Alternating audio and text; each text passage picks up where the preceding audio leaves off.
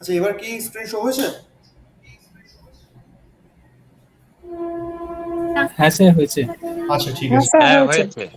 হ্যাঁ, ক্ষমা চেয়েছি একটু দেরি হওয়ার জন্য। নেটওয়ার্ক জন্য হচ্ছিল না এটা। ঠিক আছে। আচ্ছা, তো গত সপ্তাহের ক্লাসে কে বললেন বুঝতে পারিনি?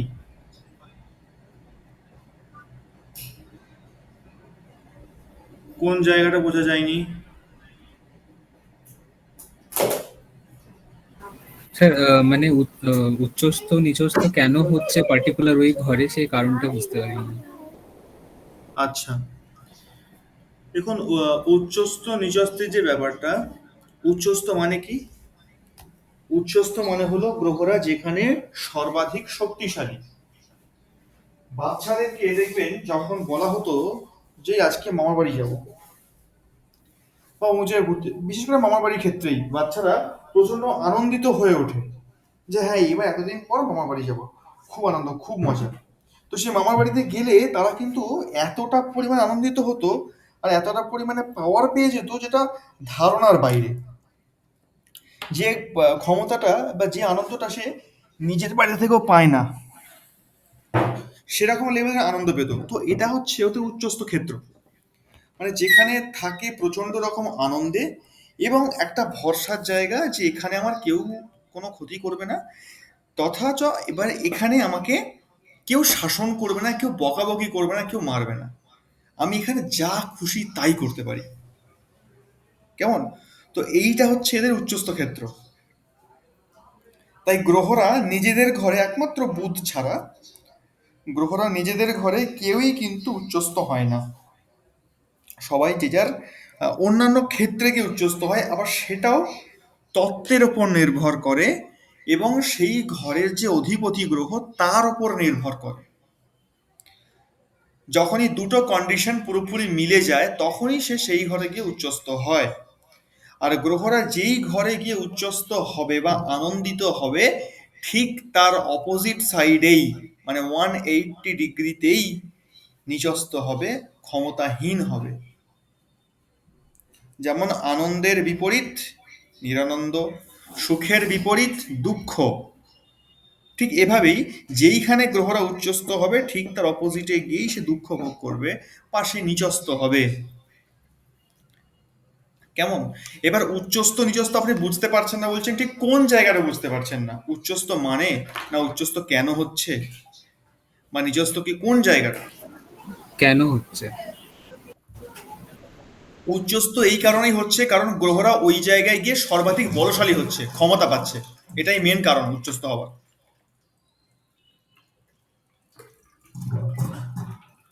ওই জায়গার মতন শক্তি সে অন্য কোথাও পায় না, তাই তাই উচ্চস্থ বলা হয়।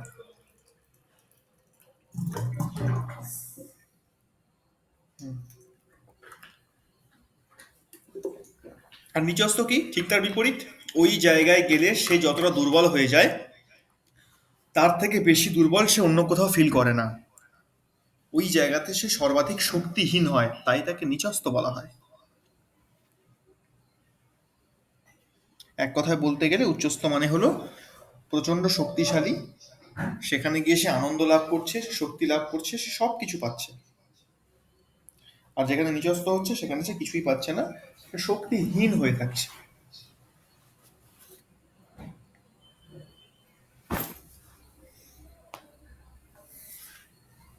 কেমন? এবার বলুন, বুঝতে পারছেন কি পারছেন না, আমার কোন রাস্তা ধরতে হবে আপনাকে বোঝাবার জন্য? এটা বুঝতে পেরেছি। আগের দিন আপনি যেরকম তত্ত্বগতভাবে যে ব্যাখ্যাগুলো দিচ্ছিলেন, হুম। যে রোগী কেন মেসে গিয়ে উচ্চস্থ হচ্ছে, হুম। সেইগুলো একটু যদি দেখুন, সংক্ষেপে ব্যাপারটা আরেকবার বলেন। হচ্ছে, আগের দিন আমি তত্ত্বগতভাবে যে ব্যাখ্যাটা দিয়েছি সেটাও সঠিক। কিভাবে? ওই ব্যাখ্যাটা আপনাদেরও করতে হবে কখন? যখন বলা হবে যে রবি উচ্চস্থ হচ্ছে মেষে। উচ্চস্থ কেন হচ্ছে? না, সে সর্বাধিক শক্তিশালী ওই জায়গাতে, এই কারণে। এইবার প্রশ্ন আসবে যে সর্বাধিক শক্তিশালী সে মেষেই কেন, অন্য কোথাও কেন নয়? তখন এই ব্যাখ্যায় দিতে হবে যে এক তো মেষ রাশিটা অগ্নিতত্ত্বের রাশি, আর রবি নিজে অগ্নিতত্ত্বের গ্রহ, এবং মঙ্গল স্বয়ং অগ্নিতত্ত্বের গ্রহ, মানে মঙ্গল অগ্নিতত্ত্ব আর রাশিটাও অগ্নিতত্ত্ব এবং রবি নিজেও অগ্নিতত্ত্ব। তাই স্বাভাবিকভাবে রবি অগ্নিকেই প্রেফার করবে বেশি। যেখানে আগুন প্রচণ্ড, তাপ প্রচণ্ড, সেই জায়গা রবি বেছে নেবে। সেই জায়গায় রবি গেলে সব থেকে বেশি আনন্দিত হবে, ক্ষমতাশালী হবে, শক্তিশালী হবে। তাই রবি মেষটাকে বেছে নেয়। কারণ মেষের মতন হিট, মেষের মতন পুরোপুরি সব দিক থেকে অগ্নি 12টা রাশির মধ্যে আর অন্য কোথাও নেই। তাই রবি মেষে গিয়ে উচ্চস্থ হয়। প্রত্যেকটা গ্রহের কন্ডিশন সেম। যখন আমরা কন্ডিশন মেলাবো তখন ধীরে ধীরে দেখবো যে প্রত্যেকটা গ্রহের কন্ডিশন কে কোথায় গিয়ে উচ্চস্থ হচ্ছে, কেন হচ্ছে, টোটাল ডিটেলসটা পেয়ে যাবো। ঠিক আছে, আজকে যেটা আচ্ছা। নিয়ে পড়বো আমরা, বুঝতে অসুবিধা নেই তো? না স্যার। হ্যাঁ। আজকে আমরা যেটা নিয়ে পড়বো সেটা হচ্ছে ত্রিকোণ। ত্রিকোণ অবস্থা নিয়ে পড়বো। ত্রিকোণ কি জিনিস? ত্রিকোণ নিয়ে আলোচনা হয়নি আগের সপ্তাহে? না, হয়নি। হুম। ত্রিকোণটা হচ্ছে, আমি মনে করি ব্যক্তিগতভাবে, ত্রিকোণটা গ্রহদের সর্বোত্তম অবস্থা। উচ্চস্তটাও হয়তো এতটা উত্তম অবস্থা নয়। কেন? উচ্চস্থ অবস্থায় যখন গ্রহরা থাকে তখন প্রচণ্ড অহংকারী হয়ে যায়। তার কারণ একটাই, ওইখানে গ্রহকে বাধা দেবার মতন কেউ থাকে না। আর ওই গ্রহের সঙ্গে লড়াই করে জিততে পারে এমন কোনো গ্রহ থাকে না, যদি সমান শক্তি সম্পন্ন না হয়। তো এই কারণে অত্যাধিক শক্তিশালী, অত্যাধিক ক্ষমতাশালী হয়ে যাওয়ার কারণে ওই গ্রহের মধ্যে অহংকার চলে আসে। আর সেই অহংকারটা সেই জাতকের মধ্যে, অর্থাৎ যার জন্ম ছক তার মধ্যেও চলে আসে। তাই অহংকারের জন্য তাকে কোথাও না কোথাও দুঃখ ভোগ করতে হয়। ত্রিকোণ অবস্থাটা হচ্ছে আনন্দের অবস্থা। এটা প্রত্যেকটা গ্রহ, চন্দ্রকে বাদ দিয়ে প্রত্যেকটা গ্রহ নিজের ঘরেই কিন্তু ত্রিকোণ অবস্থা হয়, ত্রিকোণ অবস্থা খুঁজে নেয়। ত্রিকোণ অবস্থাটা মানে আমার ঘর, আমার বাড়ি, আমি এখানে সুখী আছি, স্বাচ্ছন্দ্যে আছি, কেউ কিছু বলার নেই, আমার কোনো দুঃখ নেই, আমার কাছে পর্যাপ্ত অর্থ আছে, আমার পরিবারও যথেষ্ট ভালো আমাকে সাপোর্ট করে, আমার সুখ আছে, আমার কোনো কিছুর অভাব নেই, এবং আমার অ্যাকাউন্টে এতটাই ব্যালেন্স পড়ে আছে, আমি যখন খুশি যা খুশি কিনতে পারবো, তাকে ভোগ করতে পারবো। আমি মোটামুটি একটা স্ট্যান্ডার্ড পর্যায়ে বিলং করি, আমার কোনো কিছু যায় আসে না। এই অবস্থাকে ত্রিকোণ অবস্থা বলা হয়। ত্রিকোণ খুব বেশি যে উচ্চাকাঙ্ক্ষা এমনটাও নয়, আবার একদম দারিদ্রতা এটাও নয়, আবার একদম যে মধ্যবিত্ত অবস্থা এটাও নয়। মানে মধ্যবিত্তের ওপরে ত্রিকোণ অবস্থাকে ধনী অবস্থা আমরা বলতেই পারি। যারা আজকে সমাজে একটা পর্যায়ে আছে, মান সম্মান পাচ্ছে। হ্যাঁ, প্রধানমন্ত্রী লেভেলে নয়, প্রধানমন্ত্রী লেভেলে না হলেও ত্রিকোণ অবস্থাকে আমরা আহ, মুখ্যমন্ত্রী অথবা ডিএম, যারা ডিস্ট্রিক্ট ম্যাজিস্ট্রেট হয়, এই অবস্থা দিয়ে বোঝাতে পারি যে এরা ত্রিকোণ। এরাও কিন্তু প্রচণ্ড হাইফাই, যদি আমি ডিএমকেই ধরে নিই, মুখ্যমন্ত্রীকে বাদ দিলাম, তো ডিএমও কিন্তু প্রচণ্ড হাইফাই একটা ব্যাপার। ওই জায়গাতে পৌঁছতে গেলেও প্রচুর পড়াশোনা করতে হয়, প্রচুর কাজ পড়াতে হয়, পরিশ্রম করতে হয়। তো এই অবস্থাটাকে, ত্রিকোণ না মূল ত্রিকোণ নাকি দুটোই এক? হ্যাঁ, ত্রিকোণ আর মূল ত্রিকোণ কি একই জিনিস? হ্যাঁ, ত্রিকোণ আর মূল ত্রিকোণ একই জিনিস ও, ঠিক আছে। গ্রহদের ক্ষেত্রে। গ্রহদের ক্ষেত্রে ত্রিকোণ আর মূল ত্রিকোণ একই জিনিস, কিন্তু ঘরের ক্ষেত্রে ত্রিকোণ আলাদা হয়। যদি রাশি হিসাবে বা ভাব হিসাবে ধরি, ভাব আরে হিসাবে, মন্ত্রিকোণ মানে কি? মূল ত্রিকোণ মানে হচ্ছে লগ্ন, পঞ্চম এবং নবম, এই তিনটে ঘরকে ধরা হয়। আবার লগ্নকে কেন্দ্রও ধরা হয়। লগ্নকে আমরা দুটো ভাবেই বলতে পারি, কেন্দ্র এবং ত্রিকোণ, দুটোই বলতে পারি। তো মূল ত্রিকোণ হিসাবে আমরা এই তিনটে ঘরকে ধরি, লগ্ন, পঞ্চম আর নবম। কেমন? আর আর একটা ত্রিকোণ হয় যেটা গ্রহদের ত্রিকোণ, যে চিহ্নগুলো আমরা দেখতে পাচ্ছি স্ক্রিনে, গ্রহরা এই এই গ্রহ এই এই জায়গায় গেলে ত্রিকোণ হয়। কিন্তু এই ত্রিকোণটা হবে একটা সার্টেন ডিগ্রির মধ্যে, সেই ডিগ্রিটা পেরিয়ে চলে গেলে সে কিন্তু আর ত্রিকোণ অবস্থা পাবে না। ধরে নিলাম শুক্রকে, শুক্র তুলায় গিয়ে ত্রিকোণ হচ্ছে, তুলায় শুক্র ত্রিকোণ হবে কত ডিগ্রিতে? 1 থেকে 10 ডিগ্রির মধ্যে ত্রিকোণ হবে। তো এরকম ত্রিকোণের ভাগ থাকে, প্রত্যেকটা গ্রহের ডিগ্রি অনুযায়ী ভাগ থাকবে যে এই গ্রহটা এই ঘরে এলে ত্রিকোণ হবে এত ডিগ্রি থেকে এত ডিগ্রি পর্যন্ত। যেমন চন্দ্র বৃষ রাশিতে উচ্চস্থ হয়, বৃষতেই আবার ত্রিকোণস্থ হয়। তো 1 থেকে 5 ডিগ্রির মধ্যে যদি চন্দ্র থাকে সেক্ষেত্রে উচ্চস্থ হয়, 5 ডিগ্রির পর চলে গেলে সেটা আবার ত্রিকোণস্থ, সেটা আবার 10-12 ডিগ্রি পর্যন্ত। তারপর চন্দ্র কেবলমাত্র বৃষ রাশিতে, তখন না ত্রিকোণ না উচ্চস্থ, কোনোটাই পাচ্ছে না। বৃহস্পতির ক্ষেত্রে ধরতে গেলে বৃহস্পতি কর্কটে উচ্চস্থ হয়। তো উচ্চস্থ কত ডিগ্রি পর্যন্ত? 1 থেকে 5 ডিগ্রির মধ্যে বৃহস্পতি কর্কটে উচ্চস্থ হবে। 5 ডিগ্রি কেটে গেলেই বৃহস্পতি কেবলমাত্র কর্কটে আছে, উচ্চস্থ ক্ষেত্রটা পেয়েছে মাত্র, আর কোনো সেরকম পাওয়া নেই। এরকম অবস্থায় চলে আসে। তো উচ্চস্থ আছে কোনো গ্রহ আছে বলেই যে সে খুব ভালো এমনটাও না, আবার নিচস্থ হয়ে গেছে বলে যে খুব খারাপ এমনটাও নয়, কারণ এখানে তাদের বলাবল বিচার হয়। ডিগ্রি আগে দেখতে হয় সে কত ডিগ্রির মধ্যে আছে, দ্বিতীয়ত সে কোন নক্ষত্রে বসে আছে, নক্ষত্রটা তারা অ্যান্টি কিনা। যদি মিত্র নক্ষত্র তো খুব ভালো, অসুবিধা নেই, অ্যান্টি নক্ষত্র হলে একটু প্রবলেমেটিক হয়ে যায়। তারপর তার উপর কোন কোন গ্রহের দৃষ্টি আছে, সেটা পাপ গ্রহের দৃষ্টি নাকি শুভ গ্রহের দৃষ্টি, এতগুলো জিনিস আমাদের দেখতে হবে।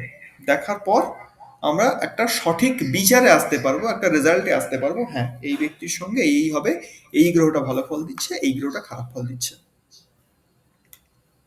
স্যার বলছি, তাহলে পরে আমরা কি যখন ভাব বিচারের ক্ষেত্রে আগে কিছু যখন এই প্রসঙ্গগুলো বলছি, তাহলে পরে আমরা ফার্স্ট প্রায়োরিটি কোনটা দেবো? মানে মূল ত্রিকোণে আছে, না উচ্চস্থ আছে, না সক্ষেত্রস্থ আছে, না দৃষ্টি পাচ্ছে, কোনটাকে আমরা যদি ক্রম সারণী সাজাই যে কোন কোন প্রভাব পড়ছে কোন কোন প্ল্যানেটের উপর, তাহলে তা ফার্স্টটা কাকে দেবো?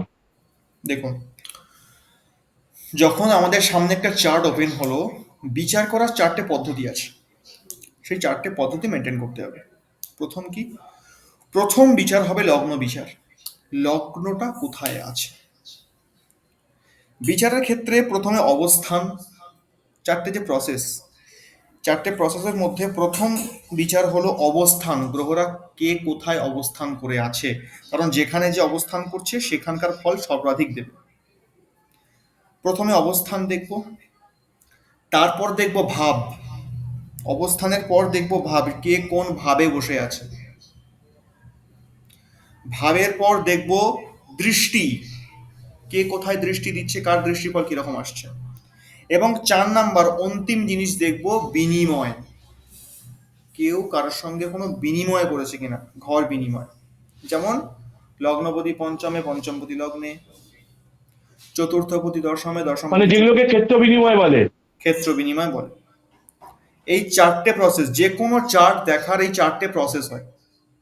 প্রথমে দেখব অবস্থান, তারপর কি দেখব বলে দিয়েছি আমি, কে স্যার বলতে এগুলো পারবে? লিখিয়ে দেবেন না? একদম একদম একদম, এগুলো সব নোটস পেয়ে যাবেন, নোটসগুলো লেখা কমপ্লিট হয়নি আচ্ছা এখনো, আচ্ছা লেখা চলছে, আমি সব আচ্ছা নোটস আচ্ছা পাঠিয়ে দেবো। আচ্ছা। দ্বিতীয় ভাব, দ্বিতীয় হলো ভাব, 3 নাম্বার দৃষ্টি, দৃষ্টি, চতুর্থ বিনিময়। বিনিময়। একদম, এই 4টে জিনিস দ্বারাই কিন্তু একটা চার্ট আমরা বিচার করতে পারবো। এই 4টে জিনিস আমাদের স্টেপ বাই স্টেপ করতে হবে। 2-4টে ছক অভ্যাস করার পর এই জিনিসগুলো আমাদের খুব একদম জলের মতন চলে আসবে, তখন আর বেশি ভাবতে হবে না, তখন জাস্ট ছক চোখের সামনে পড়লেই মুখ থেকে বিচার বেরোবে, গোলালে চলবে না। সেই গ্রহটা এখানে প্রথমে বেশিরভাগ লোক কি করে, আমি বহুদিন ধরে পড়াচ্ছি তো, বহু স্টুডেন্টকে দেখেছি, তারা শেখা গেল, শিখে যাওয়ার পর তারা একটা ছক পেলো, চার পাঁচ সঙ্গে সঙ্গে তারা বলছে আচ্ছা লগ্নটা মেষ, আচ্ছা রাশিটা কি, রাশিটা তুলা, ঠিক আছে, চন্দ্র দৃষ্টি দিচ্ছে এই লগ্নে পূর্ণরূপে। এটা প্রসেস নয়, এইভাবে বিচার করতে গেলে সারাদিন লেগে যাবে, আর অ্যাকুরেট বিচার বেরোবেও না। ছক খুললাম, সঙ্গে সঙ্গে দেখলাম লগ্ন এই জায়গাতে রয়েছে, ব্যাস মিটে গেল। লগ্নে কে বসে আছে, আচ্ছা এই বসে আছে, বাকি গ্রহগুলো কোথায় কে বসে আছে দেখে নিলাম, ঝামেলা মিটে গেল। তারপর দেখবো ভাবে, কোন ভাবে কে বসে আছে, এইভাবে সে সেইভাবে, এরকম ভাবে দ্বিতীয় চতুর্থ এরকম ভাব থাকবে। দেহ ধন ভ্রাতা বন্ধু যে ভাবটা আমরা দেখেছি পড়েছি, সেই ভাবে বসে থাকবে। কে কোন ভাবে বসে আছে দেখলাম, যে এই ভাবে বসে আছে, এই ভাবটাকে এই গ্রহটা দেখছে, এই গ্রহটা এই ভাবের মধ্যে বসে এই ভাবটাকে রিপ্রেজেন্ট করছে, মিটে গেল ঝামেলা। তারপর 3 নম্বরে গিয়ে দৃষ্টি বিচার করবো। দৃষ্টি বিচার হয়ে গেল, পুরো ফল চোখের সামনে চলে আসলো। লাস্টে গিয়ে আমি ক্ষেত্র বিনিময় বিচার করবো। পুরো মানে ছাঁকা রসটা বেরিয়ে আসবে। যাকে বিচারে এখন আমরা ঝুঁকিনি যেহেতু, তাই এগুলো বলে লাভ নেই। যখন বিচার আসবে তখন বিচারের পদ্ধতি আরো শিখবো। এটা হচ্ছে প্রাথমিক স্টেপ, একটা ছক দেখে বিচার করার। এটা প্রাথমিক স্টেপ। এটা আরো যখন অ্যাডভান্সে যাব আরো অনেক প্রসেস থাকবে, যেরকম নক্ষত্র থাকবে, আহ, নারী থাকবে, কেপিতে আরো কিছু প্রসেস রয়েছে, সেগুলো থাকবে। তো তখন সেটা অন্য বিচার্য বিষয়। তো ত্রিকোণ অবস্থাটা হচ্ছে এরকম। এই ছকটাও যদি পারেন তো স্ক্রিনশট নিয়ে নিন, নাহলে পাঠিয়ে তো দেবই নোটসে।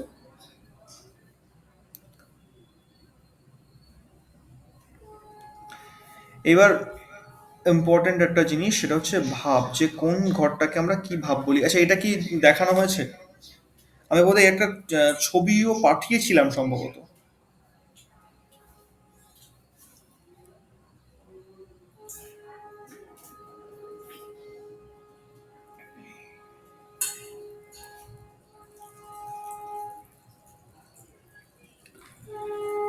কোন ঘরটাকে কি ভাব বলে, এটা কি কোনো ছবি আমি দিয়েছিলাম? যেমন এইখানে এই ছবিটার মধ্যে, হ্যাঁ তো দেওয়া আছে।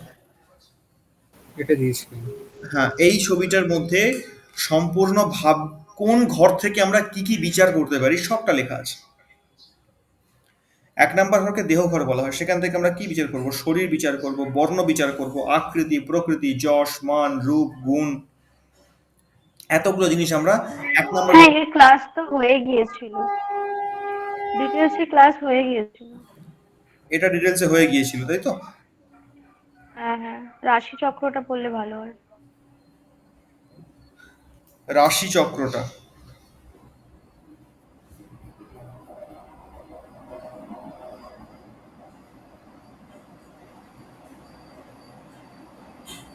সরি, রাশিদের চরিত্র। হ্যাঁ, ক্যারেক্টারিস্টিক্স অফ রাশি অ্যান্ড প্ল্যানেটস।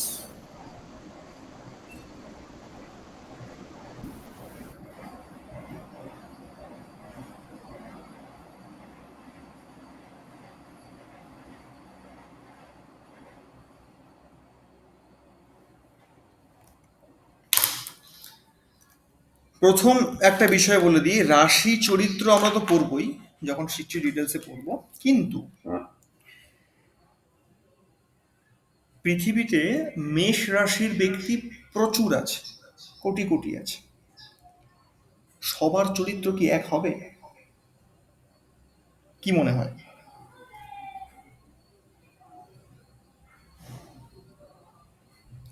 বারোটি যে রাশি আছে, 12টি রাশির মধ্যেই তো সবাই। তাহলে এক একটি রাশির মধ্যে প্রচুর মানুষ আছে, প্রচুর।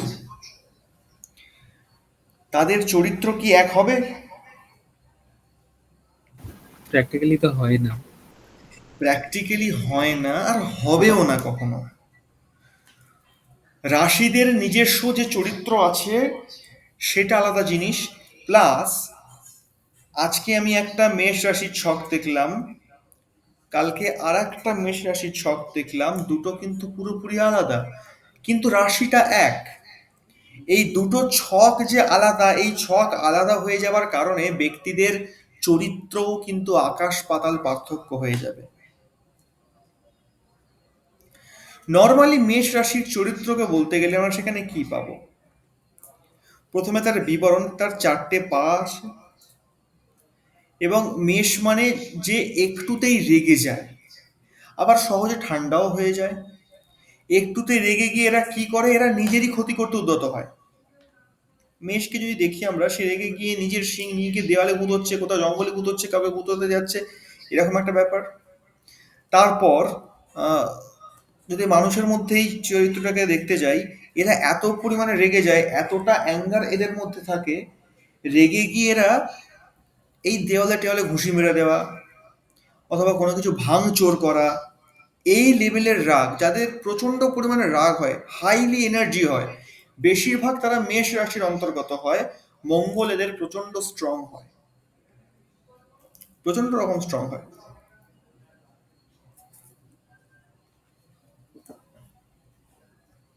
এক মিনিট জাস্ট।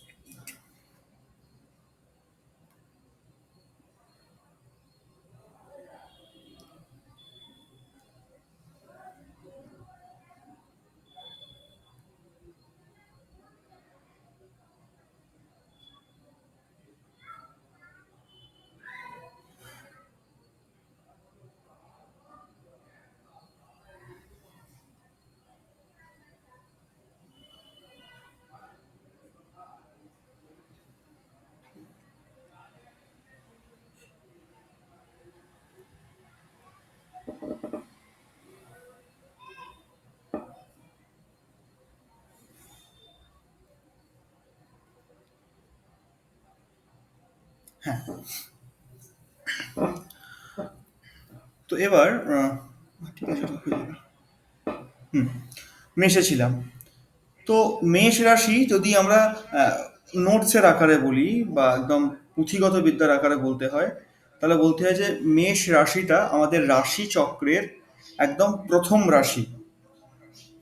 এটি হলো অগ্নিতত্ত্বের রাশি এবং এই রাশির যিনি অধিপতি সে হচ্ছে মঙ্গল। এই রাশির যে প্রধান ক্যারেক্টার যদি বলতে হয়, এরা না নেতৃত্ব দিতে খুব ভালোবাসে।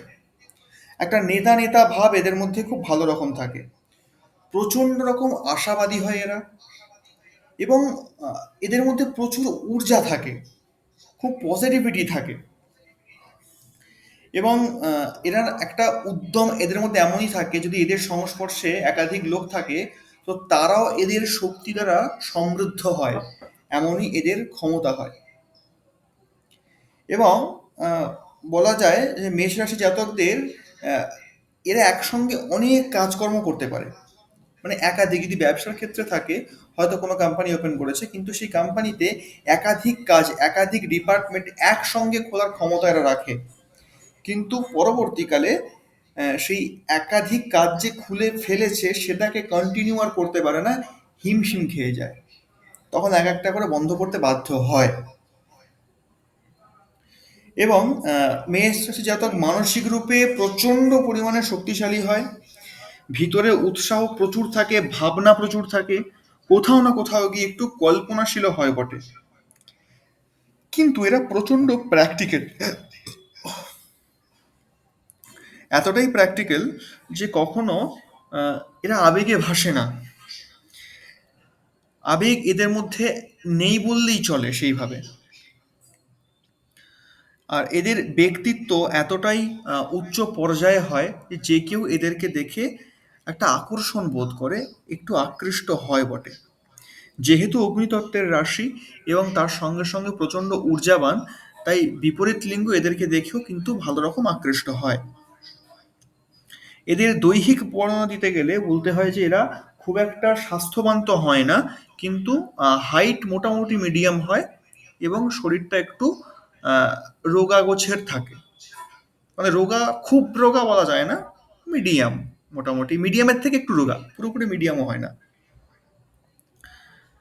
আহ, যদি এদের পছন্দ বা অপছন্দের দিকটা বলা যায়, তো এরা জীবনসাথী বা প্রেমিকা বা প্রেমিক এই বিষয়গুলো নিয়ে খুব কনসাস হয়।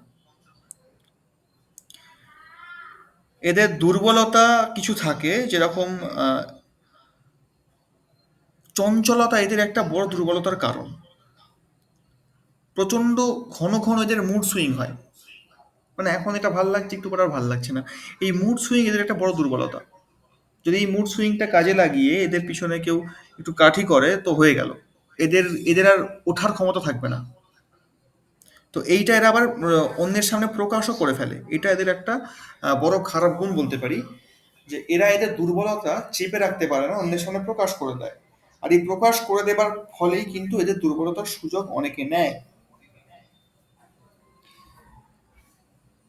আর দায়িত্বের দিক থেকে বলতে গেলে এরা দায়িত্ব নিতে খুব ভালোবাসে এবং যে দায়িত্বটা নেয় আমরা বিশ্বাস করে এদের ওপরে সেটা ছাড়তে পারি, কারণ এরা সত্যিই দায়িত্ববানের মতোই সেই দায়িত্ব পালন করবে।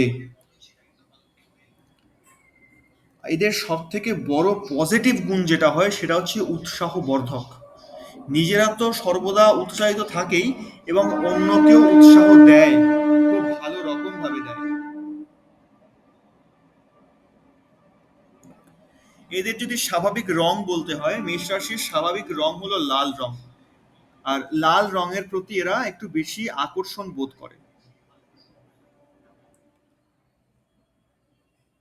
মেষ রাশির ব্যক্তিদেরকে বা এরা খুব তাড়াতাড়ি প্রভাবিত হয়ে যায়, খুব তাড়াতাড়ি বশে চলে আসে যদি এদেরকে একদম খোলাখুলি কথা বলা যায়, কোনো চেপে না বা ইনিয়ে বিনিয়ে যে কথা বলার মানুষগুলো হয় তাদেরকে এরা খুব অপছন্দ করে। এরা খুব স্ট্রেট ফরওয়ার্ড হয়, মুখের ওপরে বলে দেয় সত্যি কি মিথ্যে কি, কি গোপন করছে কি করছে না, এরা মুখের ওপরে বলতে সক্ষম। বা এই ধরনের ব্যক্তিকে এরা বেশি পছন্দ করে, যে ব্যক্তি খোলাখুলি।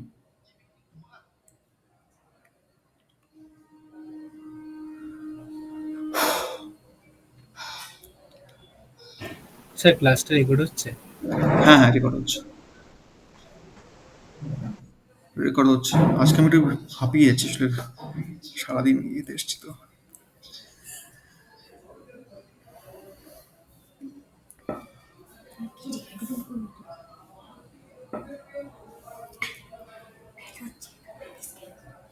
ঠিক আছে, হয়ে যাবে।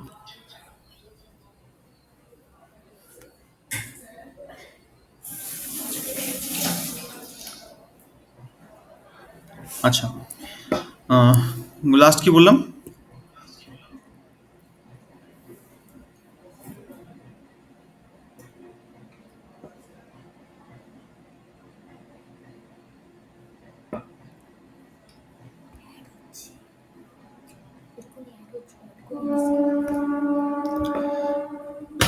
আচ্ছা, এবার আসছি মেষ রাশির শত্রুদের দিকে, শত্রু আর মিত্র।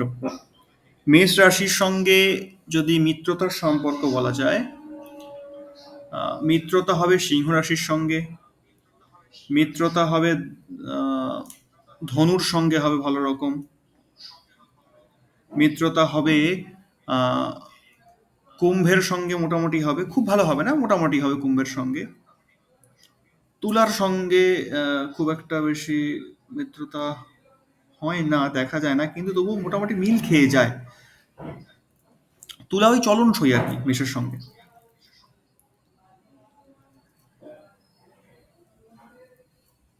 মিথুন এমন একটা রাশি মোটামুটি সবার সঙ্গেই মিলেমিশে থাকতে পারে, কিন্তু মেষের সঙ্গে মিথুন খুব একটা তো যায় না, কিন্তু যদি ম্যানেজ করে থাকা যায় তো ওই আহ, ঝগড়াঝাটি হতে হতে কাটতে কাটতে বেঁচে যায় আর কি, এরকম একটা ব্যাপার।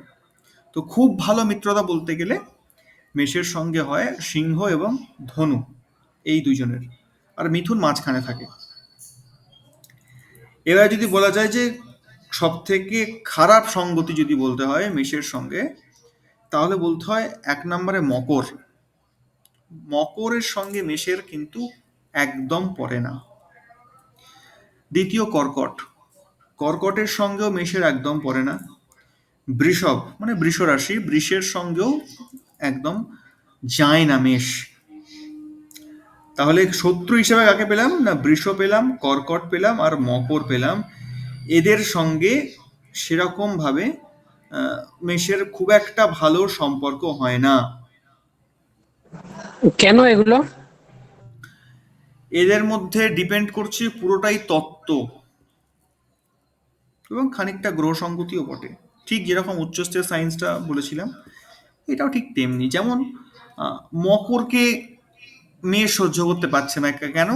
কারণটা হচ্ছে 1 নম্বর তো মকর দশম রাশি, দশম মানে কর্মস্থানকে বোঝায়, এবং দ্বিতীয়ত মকরটা হচ্ছে পৃথিবী তত্ত্বের মধ্যে পড়ে, আর মেষ কি, মেষ অগ্নিতত্ত্বের মধ্যে পড়ে। আগুন সর্বদাই কিন্তু ওই মাটি সর্বদাই আগুনকে দমিয়ে রাখে, আগুনকে ছড়াতে দেয় না, আগুনের তেজ বৃদ্ধি হতে পারে না একমাত্র মাটির কারণে। তাই আগুন মাটিকে সেভাবে সহ্য করতে পারে না। দ্বিতীয়ত কর্কট হলো জলরাশি, জল আর আগুনের মধ্যে শত্রুতা তো সেই লেভেলে থাকে। তাই কর্কটের সঙ্গেও মেষের খুব একটা বেশি পড়ে না। আর বৃষভটাও পৃথিবী তত্ত্বের মধ্যে পড়ে। তাই পৃথিবী তত্ত্বর মধ্যে বৃষভ যেহেতু পড়ে সেই জন্য ওর সঙ্গে যায় না। এবার এখানে বিভিন্ন কারণ আছে, যেরকম আহ, আগুন কেমন আগুন, মেষের সঙ্গে বৃষ যাচ্ছে না কেন যাচ্ছে না, বা আহ, মকর যাচ্ছে না কেন যাচ্ছে না, এর কারণ হচ্ছে মাটির মধ্যেও ফারাক আছে, আবার গ্রহ রাশির আগুনের মধ্যেও ফারাক আছে। কোন আগুন কোন মাটির সঙ্গে যায় এটা একটা বড় ব্যাপার। যেরকম লাভাটে আগুন যেগুলো হয়, একদম গাঢ় লাল লাভার মতন মোটটা যে আগুনটা হয়, সেই আগুনটা কিন্তু আবার মাটির নিচে থাকতেই পছন্দ করে, তার সঙ্গে মাটির কোনো শত্রুতা নেই। আর যে আগুনটা স্ফুলিঙ্গ দিয়ে বেরোয়, যার তেজ প্রচুর, যে দাউ দাউ করে জ্বলে, তার সঙ্গে মাটির শত্রুতা, কারণ সেই আগুনটা তেজি, সে চায় আমি ছড়িয়ে যাব, আর মাটি তাকে বাধা দেয়। এই জন্য ওর সঙ্গে মাটির শত্রুতা। কোন মাটি, মাটিরও বিভেদ আছে এখানে। মকর রাশির যে মাটিটা সেটা খুব টাইট মাটি, মানে আমাদের যেরকম এঁটেল মাটি হয়, মাটির রাস্তা যে মাটিতে হয়, সেই লেভেলের টাইট মাটি এটা মকর। কিন্তু বৃষটা আবার একটু আলাদা। বৃষটা হচ্ছে কাদা মাটি। আমাদের রাশিচক্রে তিনটে মাটি পাই আমরা, কি কি? বৃষ, কন্যা আর মকর, এই তিনটে মাটি। এই তিনটে মাটির আবার পার্থক্য আছে। বৃষ রাশিটা হচ্ছে কাদা মাটি, কন্যা রাশি যেটা থাকছে সেটা হচ্ছে ধুলোর মতন শুকনো, একদম খড়খড়ে, যেটা হাওয়া দিলে যে ধুলোগুলো ওড়ে, সেই ধরনের রাশি, সেই ধরনের তত্ত্ব, সেই ধরনের মাটি আমরা এখানে পাই কন্যা রাশিতে। আর মকরে গেলে পাই একদম এঁটেল মাটি, টাইট যে মাটিটা হয়, এই মাটিটা মকরে পাবো। ঠিক আগুনের মধ্যেও তিনটে আগুন আছে, তিনটে আগুন তিনটে রকমের।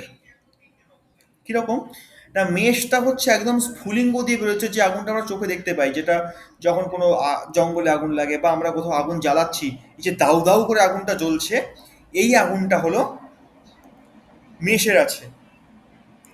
আর সূর্যের মধ্যে অর্থাৎ সিংহ রাশিতে যে আগুনটা আছে, এই আগুনটা কিন্তু দাউ দাউ করে জ্বলার মতন আগুন না, এটা দাউ দাউ করে জ্বলে না। এই আগুনটার একটা সীমা পরিসীমা আছে, তার মধ্যে গিয়ে জ্বলে। খানিকটা আমরা বলতে পারি এই আগুনটা লাভাটে। সিংহের মধ্যে যে আগুনটা আমরা পাই এটাকে লাভাটে আগুন বলতে পারি, যেটা বেশিরভাগ ক্ষেত্রে মাটির নিচেই থাকে। আবার যখন এ স্ফুলিঙ্গ হয়ে বা খুব রেগে বেরিয়ে আসে, তখন সব কিছু ধ্বংস করে দিতে পারে। এটা হচ্ছে সেই আগুন।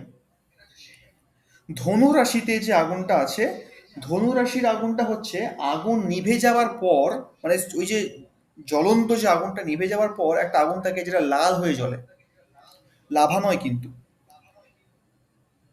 কয়লার মধ্যে যে আগুনটা হয়, এইটা খুব ভালো বোঝা যাবে। কয়লা যখন পুড়ে না, একটা আগুন হয় লাল হয়ে যায়, পুরো প্রচন্ড তেজ এই আগুনটার, কিন্তু ওটা জ্বলতে বা দাউ দাউ করে জ্বলে না, ওটা খুব মিটমিট করে জ্বলে, কিন্তু তেজ প্রচন্ড পরিমাণে থাকে। এটা হচ্ছে সেই আগুন। তিনটে আগুন তিনটে প্রকার, তিনটে পৃথিবী তত্ত্ব তিন রকমের। এবার যদি বায়ুটাকে দেখা যায়, বায়ুটা এটা কি ওই চর স্থির দ্ব্যর্থকের কনসেপ্ট? কোনটা? হ্যাঁ, একদমই ঠিক, একদমই তাই। চর স্থির। তাহলে হিসাব মতো তো মানে ধরুন কিন্তু যেটা বলছেন যে মেসেরটা তাহলে হিসাব মতো তো সেই দাবানলের আগুন হওয়া উচিত, মানে যেটা ছড়াচ্ছে আর কি, হ্যাঁ, আস্তে আস্তে ছড়াচ্ছে। আস্তে আস্তে ছড়াচ্ছে। মেষ তো ছড়াচ্ছে, মেষ দারুণ ভাবে জ্বলছে, হ্যাঁ, প্রচন্ড উদ্যম। মানে দাবানল আর কি, মানে আস্তে আস্তে আস্তে আস্তে গ্রাস করতে পারবে, মানে মানে রানিং আর কি, রানিং রানিং, যে রানিং কোনো ফায়ার। গ্রাস করে নেবে, একদমই তাই। এই গ্রাস করতে যাচ্ছে, আর মাটি একমাত্র আছে যে আগুনকে বাধা দেয়। হুম এই কারণে মেষ মকরকে শত্রু মনে করছে। হুম কেমন? এবার যদি বায়ুর কথা বলা যায়, তো মিথুন রাশির ক্ষেত্রে ওখানে আমরা যে বায়ুটাকে পাচ্ছি, ওই বায়ুটা হচ্ছে একদম বসন্তকালে যে হাওয়াটা দেয়, সেই রকম হাওয়া। মানে না ঠান্ডা না গরম, একটা সুন্দর মনোমুগ্ধকর বাতাস, এটা হচ্ছে মিথুন দেয়। দ্বিতীয় হচ্ছে তুলা। তুলার মধ্যে যে বাতাসটা আমরা পাই সেটা একটু ভারী, মানে শীতকালে যে বাতাসটা পাই আমরা, সেই বাতাসটা, মানে উত্তরে যে হাওয়াটা দেয় আর কি শীতকালের দিকে, যে ঠান্ডা ঠান্ডা লাগায়, এটা হচ্ছে তুলা রাশির হাওয়া। আর লাস্ট আমরা পাই কোথায় না, কুম্ভে গিয়ে পাই। কুম্ভতে যে হাওয়াটা আমরা পাই সেটা ঝোড়ো হাওয়া, মানে যখন ঝড় ওঠে না, সব কিছু নিয়ে মুড়িয়ে নিয়ে চলে যায়, ধ্বংস করে দেবে, সেই হাওয়াটা আমরা কুম্ভে পাই। তো তিনটে হাওয়া তিনটে রকম, তিনটে আগুন তিনটে রকম, এবং তিনটে পৃথিবী বা তিনটে মাটি তিনটে রকম। তাই এই ভিত্তিতে প্রত্যেকের ক্যারেক্টার। স্যার জলটা একটু বলুন না স্যার, জল তত্ত্বটা হ্যাঁ, একবার। জলটা ঠিক। কর্কট, কর্কটের মধ্যে আমরা যে জলটা পাচ্ছি, এই জলটাকে আমরা বলতে পারি আহ, একদম নদীর মতন, প্রচণ্ড উত্তাল কিন্তু নয়, নদীর মতন জল, স্বচ্ছ, সুন্দর, মিষ্ট জল, মানে শান্ত প্রকৃতির নদী আর কি, এটা থাকে।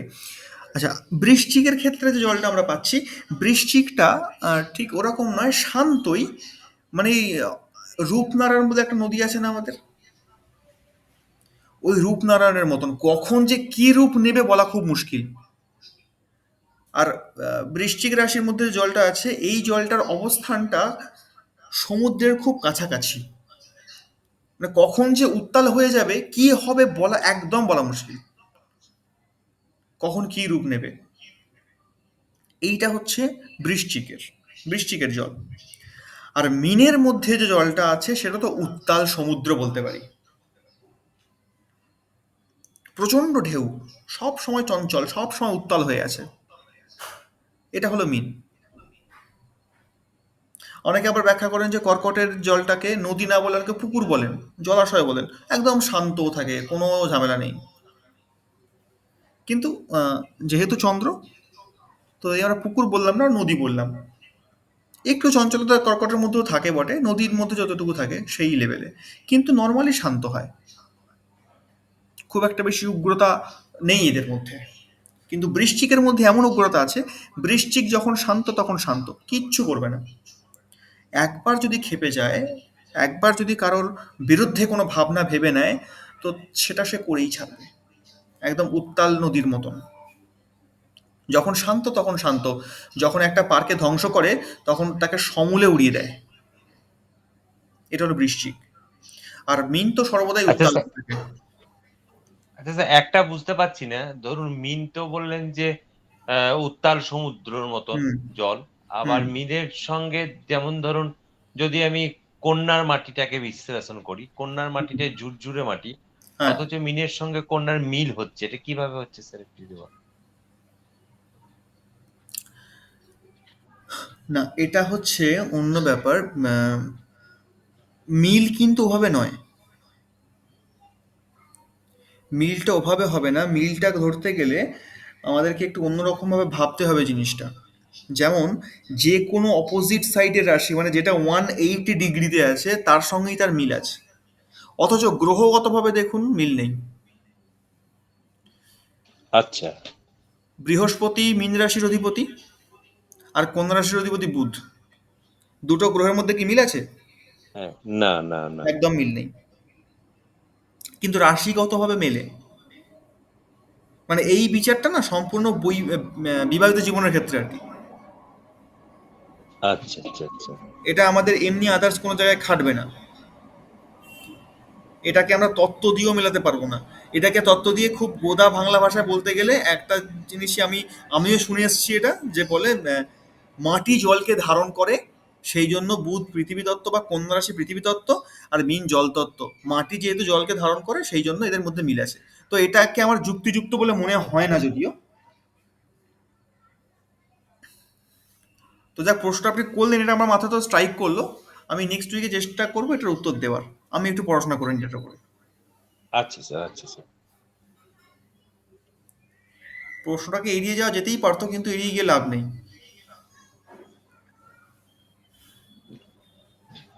না না স্যার, আপনি তো খুব ভালো করে বোঝেন, আমরা তো জিনিসটা জানতেই চাই, ঠিক আছে। না, নিশ্চয়ই এটা আমারও একটা শিক্ষা হবে আপনার প্রশ্নের মাধ্যম দিয়ে। বিদ্যার তো শেষ নেই, আমাদেরকে এখনো পড়তে হয়।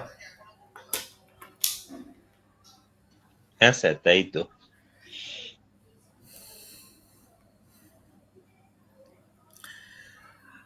তো যাই হোক, তো এই হচ্ছে আমাদের মেশ বাবুর ক্যারেক্টার।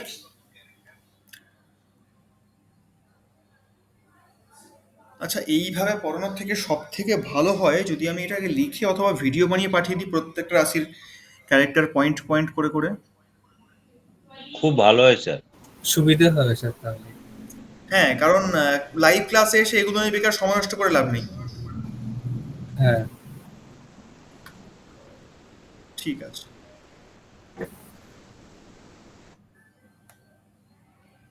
আমি দেখছি আগামীকাল অথবা পরশু দিনের মধ্যে আমি এটাকে নোটস বানিয়ে হোক বা ভিডিও বানিয়ে হোক পয়েন্ট করে করে রাশির ক্যারেক্টারগুলো আমি গ্রুপে দিয়ে দিচ্ছি।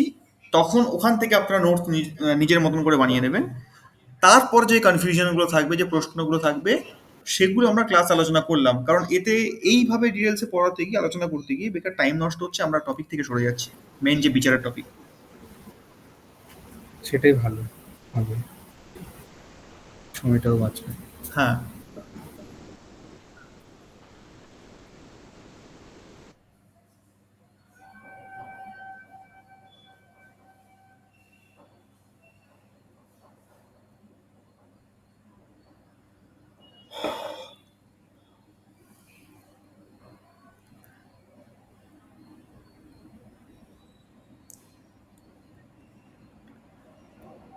নর্মালি আমরা যতটুকু এখন শিখেছি খুব সামান্যই শিখেছি, কিছুই শিখিনি সেভাবে। আমি গ্রুপে একটা ডেট অফ বার্থ দিলাম।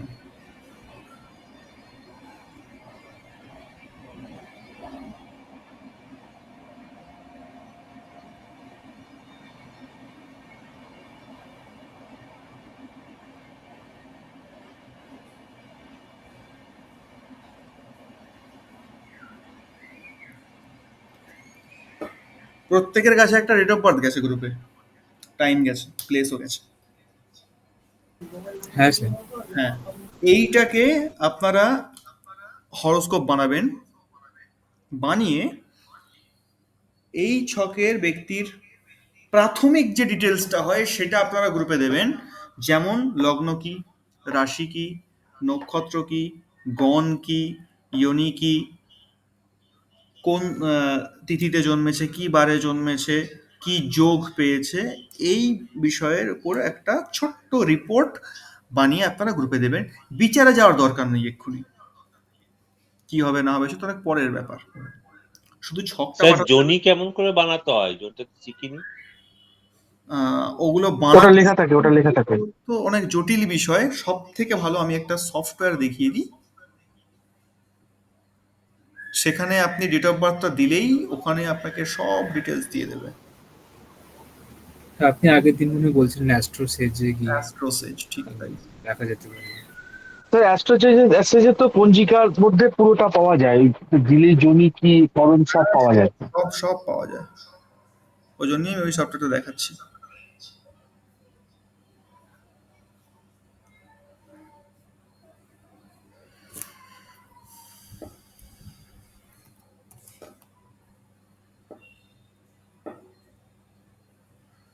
অ্যাস্ট্রোসেজ একটা ফ্রি অ্যাপ বলা যেতে পারে। হতে পারে আমাদের এখানে উপস্থিত অনেকের ফোনেই ডাউনলোড করা আছে।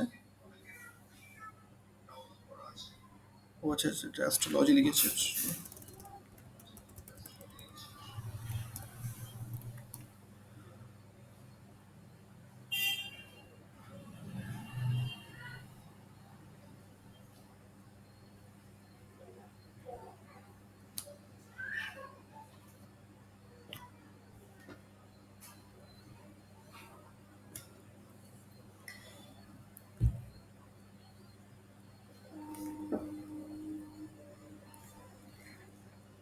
তো ফোনে যখন আমি এটা এখান থেকে খুলছি বলে এরকম দেখাচ্ছে,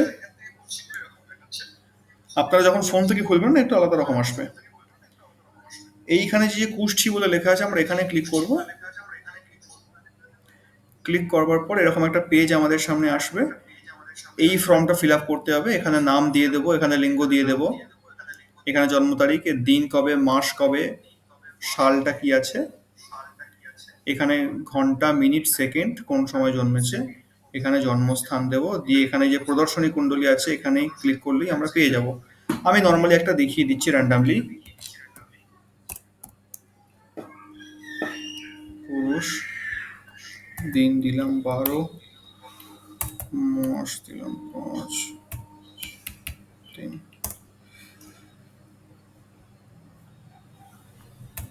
12টা 30 সেকেন্ড।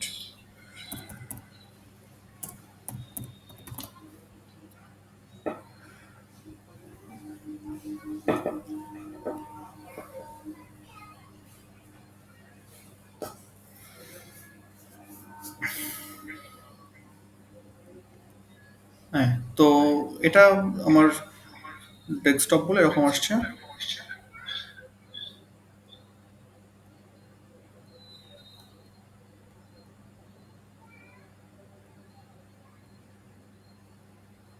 এই যে এভাবে কুষ্টি খুলে গেল, মানে ছকটা খুলে গেল। এবার এই ছকটা আমরা বিচার করতে পারি। ফার্স্টে আমরা কি দেখবো, লগ্নটা কোথায়?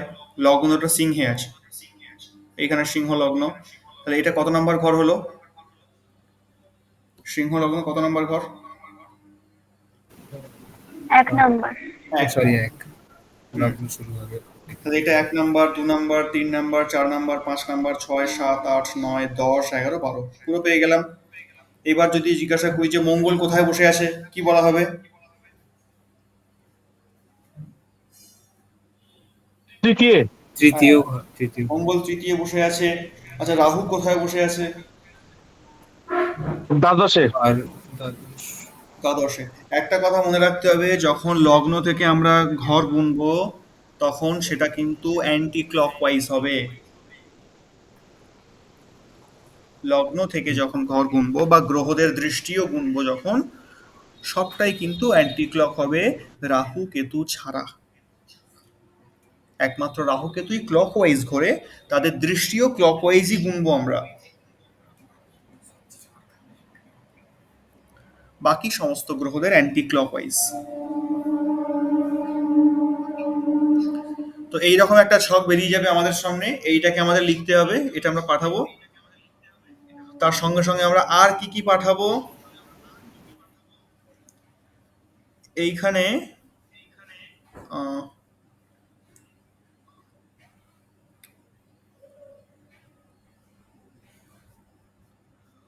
অবকহরা চক্র বলে একটা অপশন থাকবে, ওটা ফোনে থাকবে, এইখানে দেখতে পাচ্ছি না। হ্যাঁ, অবকাঠা চক্র থাকে তো স্যার।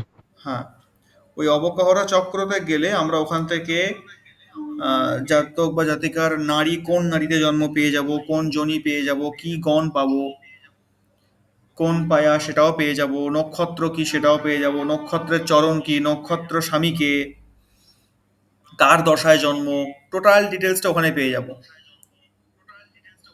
তারপর ওখান থেকে আমরা বেরিয়ে যাব, পঞ্জিকা বলে একটা অপশন থাকে, সেই পঞ্জিকায় যখন যাব সেখান থেকে আমরা কি বারে জন্মেছে, কোন যোগে জন্মেছে, কোন করণে জন্মেছে, কোন তিথি,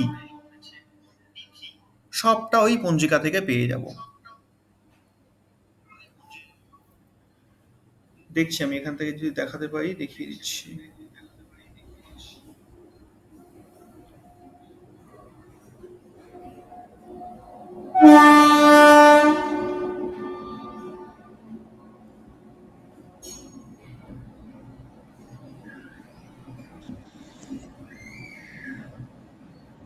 আর যেই ব্যক্তিটির জন্ম বিবরণ দিলেন ওনার নামটা কি আছে?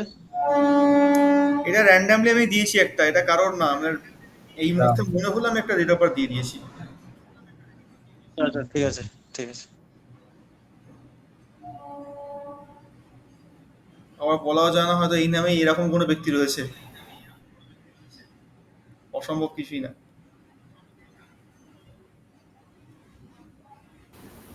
স্যার, আপনারা প্রফেশনালি এই অ্যাস্ট্রোসেজি ইউজ করেন নাকি কোনো পেড সফটওয়্যার? আমি Use অ্যাস্ট্রোসেজ করতে ইউজ হয়। করি, অ্যাস্ট্রোসেজ ভালো অ্যাপ, কোনো অসুবিধা হয় না। আচ্ছা।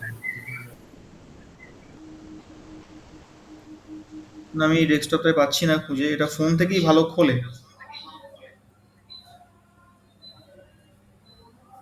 টেক্সট মানে ল্যাপটপ থেকে খুলতে গেলে না এটা আলাদা করে কিনতে হয়, তবে ঠিকঠাকভাবে আসে জিনিসটা।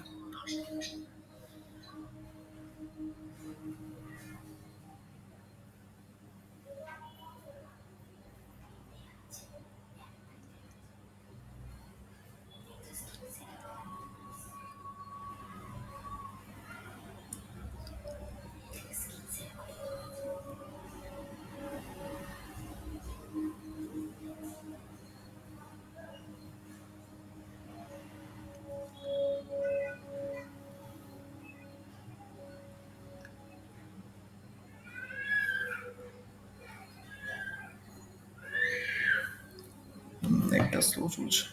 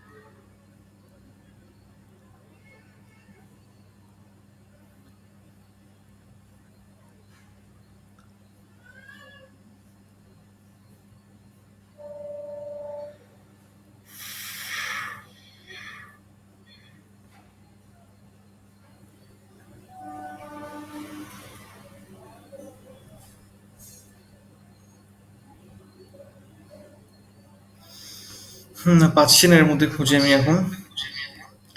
তো আপনারা যখন এই ফোন থেকে খুলবেন না, তখন এই সাইডে এরকম এখানে অপশন থাকবে, এই জায়গা থেকে সরিয়ে সরিয়ে সরিয়ে সরিয়ে একদম শেষ অবস্থায় যে অপশন থাকবে তার ঠিক একটা দুটো আগে অপকর চক্র আছে। মানে প্রথমেই থাকবে লগ্ন কুষ্ঠী বা প্রাথমিক, তারপরে থাকবে নবাংশ। হ্যাঁ বলুন, কেউ কিছু বলছিলেন? হ্যাঁ আচ্ছা, গ্রুপে, হ্যাঁ হ্যাঁ, গ্রুপে যেটা এসছে এটি অপহরা চক্র, ঠিক একদম পাশে পাশে এরকম আসবে।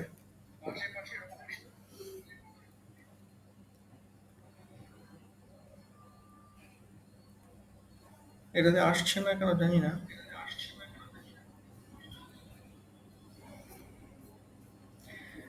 তো ঠিক আছে, অসুবিধা নেই, এটাই আপনাদের হোম টাস্ক থাকলো। আর বাকি রাশিদের যে চরিত্রটা আমি দেখছি কাল পরশুর মধ্যে পুরো ডিটেলসটা পাঠিয়ে দেবো।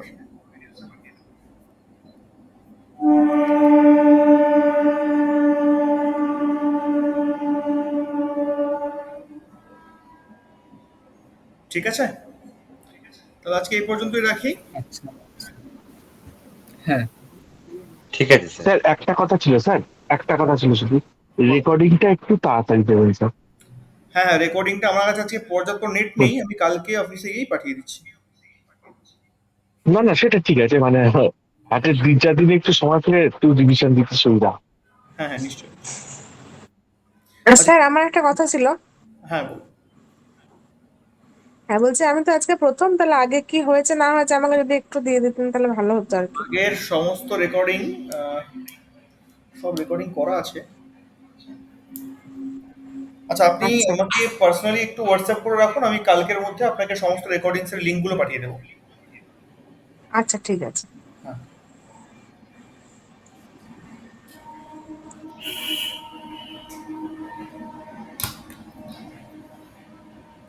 আচ্ছা প্রবল বাবু, আপনার ওই বাস্তুর নোটসগুলো ঠিকঠাক আছে? আবার সেকেন্ড বার পাঠানো হয়েছে? হ্যাঁ স্যার, হ্যাঁ স্যার, হ্যাঁ স্যার। এবার একটু আসলে মোবাইল থেকে না পড়তে একটু অসুবিধা হয়। হ্যাঁ ঠিক আছে। এখন বোঝা যাচ্ছে তো? হ্যাঁ হ্যাঁ হ্যাঁ। ব্যাস ব্যাস, ঠিক আছে। ঠিক আছে, আজকের জন্য এ পর্যন্তই রাখলাম।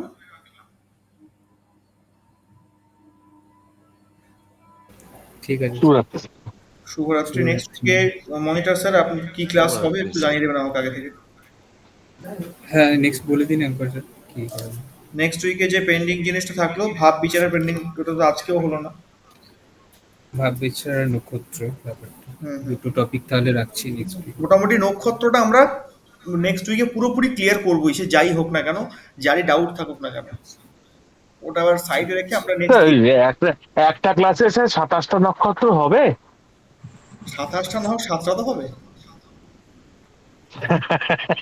এটাও যতটা হয় মোটামুটি নতুন টপিক এ করতে হবে, নতুন টপিক না হলে তো বেকার ক্লাসগুলো আমাদের নষ্ট হচ্ছে, সময় নষ্ট হচ্ছে। হ্যাঁ, মনে হচ্ছে একই জায়গাতেই 3 দিন ধরে। একই জায়গা 3 দিন, ঠিক। তো এরকম ডাউট আমাদের থাকবে, ডাউট আমরা ক্লিয়ার করবো একটু একটু করে, কিন্তু নেক্সট আমাদের এগিয়ে যেতে হবে, না হলে আমাদের সিলেবাস টাইমে শেষ হবে না। ঠিক আছে, নক্ষত্র আর ভাববিচার। হ্যাঁ, কারণ এগুলো না শিখলে না আমরা ছক দেখে বিচার করা শিখবো না, ওটা দেরি হবে শিখতে। এগুলো শিখে গেলে এখন থেকে মোটামুটি একটা দুটো ছক হাতে পেলে আমরা টুকটাক বিচারটা শিখে যাব। প্রাথমিক বিচার করতে করতে করতে করতে ইন্টারেস্টিং। আরো অ্যাডভান্স দিকে এগোবো, নিজেরাই এগোবো। বিচারে একবার ঢুকে গেলে জ্যোতিষের যে শেখা, আহ, বিচারেই সব কিছু। অ্যাপ্লিকেশন। বিচার যে ব্যক্তি তাড়াতাড়ি শিখে যেতে পারে, সেই তাড়াতাড়ি এই লাইনে স্ট্যান্ড করতে পারে। আর বিচার এমন একটা জিনিস যেটা সারা জীবন শিখতে হয়। বিচার আমরা এখনো এখনো শিখি বিচার, কারণ যারা যমজ হয় না, এদের বিচার করা সব থেকে কঠিন। একই সময়, একই ডেট, একই জায়গা, সব কিছু একই রকম, তাও দুজনের ভাগ্য পুরোপুরি আলাদা। কেন হয়, কিভাবে হয়? হ্যাঁ হ্যাঁ স্যার, আমার ছেলেরাও জমা যাচ্ছে। তো এদের খুব সামান্য পার্থক্য থাকে, ছকে বোঝা যায় সেটা, কিন্তু সেটা খুব সূক্ষ্ম লেভেলের দৃষ্টি দিয়ে দেখতে হয়। আচ্ছা স্যার, একটা প্রশ্ন ছিল, হ্যাঁ, সেটা হচ্ছে যে ছক, জন্মছক বিচারকালে যেমন আপনি স্টেপ বাই স্টেপ বললেন, তাহলে কোনটাকে বেশি প্রাধান্য দেওয়া হবে? লগ্ন চার্টকে দেওয়া হবে, না নবাংশকে দেওয়া হবে, নাকি অনেকে আবার ভাব চার্টকেও খুব প্রাধান্য দেয়? কোনটাকে দেওয়া হবে? লগ্নকে সব থেকে বেশি প্রাধান্য দেব। ওখান থেকেই সবকিছু, লগ্ন চার্ট থেকেই নবাংশ তৈরি হয়, লগ্ন চার্ট থেকেই রাশি চার্ট তৈরি হয়, লগ্ন চার্ট থেকেই কেপি বা ভাবের যে চার্টটা বলছেন সেটা তৈরি হয়। তাই লগ্নই সব থেকে বেশি গুরুত্বপূর্ণ।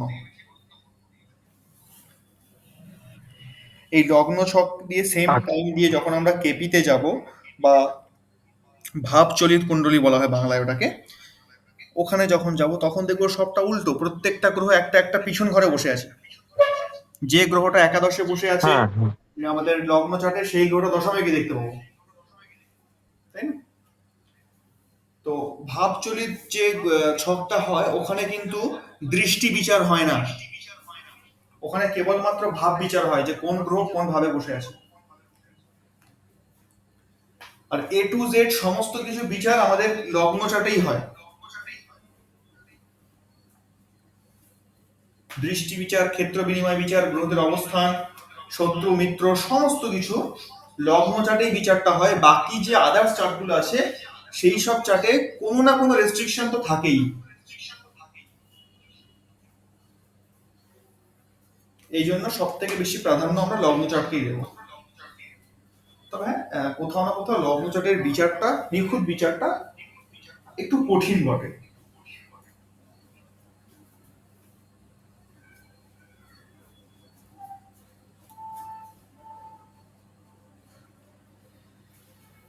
ঠিক আছে, তাহলে এই পর্যন্তই থাক আজকে। আর কোনো প্রশ্ন, কারোর ডাউট?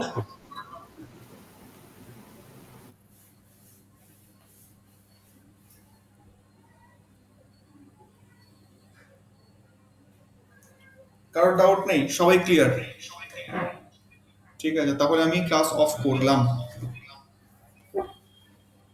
সকলে ভালো থাকবেন, সুস্থ থাকবেন। শুভরাত্রি। শুভরাত্রি। শুভরাত্রি স্যার। শুভরাত্রি। শুভরাত্রি।